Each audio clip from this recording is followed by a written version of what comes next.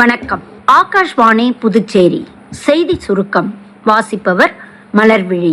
கடந்த 12 ஆண்டுகளில் இந்தியா புரட்சிகரமான பல மாற்றங்களை சந்தித்திருப்பதாகவும் ஏழைகள் மற்றும் நலிவடைந்த பிரிவினரின் நல மேம்பாடே இம்மாற்றங்களின் அடிப்படை என்றும் பிரதமர் திரு நரேந்திர மோடி கூறியுள்ளார். கடைக்கோடி மனிதனுக்கும் கடைத்தேற்றம் என்பதே அரசின் குறிக்கோள் என்றும் வளர்ச்சியின் பலன்கள் நீண்ட காலமாகவே புறக்கணிக்கப்பட்டவர்களுக்கும் சென்று சேர்வதை உறுதிப்படுத்தவே அரசு தொடர்ச்சியாக முயன்று வருவதாகவும் சமூக ஊடகத்தில் பிரதமர் திரு நரேந்திர மோடி தெரிவித்துள்ளார். பிரதமர் திரு நரேந்திர மோடி தலைமையிலான அரசு கடந்த 12 ஆண்டுகளில் கோடிக்கணக்கிலான மக்களுக்கு வங்கி வசதி, வேலைவாய்ப்பு மற்றும் நிதி பாதுகாப்பு வழங்கி இருப்பதாக உள்துறை அமைச்சர் திரு அமித்ஷா கூறியுள்ளார். நாடு முழுவதிலும் கோடிக்கணக்கிலான ஏழை மக்களின் வாழ்வில் கண்ணியம், பாதுகாப்பு மற்றும் தன்னம்பிக்கையின் புதிய அத்தியாயமாகவே கடந்த 12 ஆண்டுகள் திகழ்வதாக மத்திய ஊரக வளர்ச்சித்துறை அமைச்சர் திரு சிவராஜ் சிங் சௌகான் கூறியுள்ளார். காங்கிரஸ் உள்ளிட்ட எதிர்க்கட்சிகள் அடங்கிய இந்தியா கூட்டணியின் கூட்டம் புதுடெல்லியில் இன்று நடைபெற்றது. 2 மாதங்களுக்கு ஒருமுறை இத்தகைய கூட்டங்களை நடத்த முடிவு செய்யப்பட்டுள்ளதாக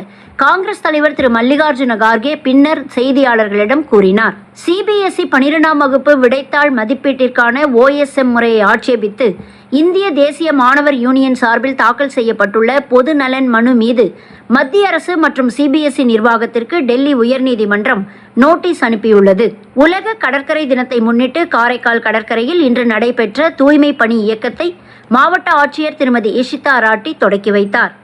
NSS மாணவ மாணவியர்கள் மற்றும் அலுவலர்கள் இதில் கலந்து கொண்டு சுமார் 3.5 டன் கழிவுகளை அகற்றினர். தென்மேற்கு பருவமழை அடுத்த 3-4 நாட்களில் தமிழ்நாடு, ஆந்திரா, தெலுங்கானா, மகாராஷ்டிரா மற்றும் மத்திய அரபிக்கடல் பகுதிகளுக்கு முன்னேற சாதகமான சூழல் தென்படுவதாக இந்திய வானிலை ஆய்வுத்துறை தெரிவித்துள்ளது. இத்துடன் இந்த செய்திச் சுருக்கம் நிறைவு பெறுகிறது.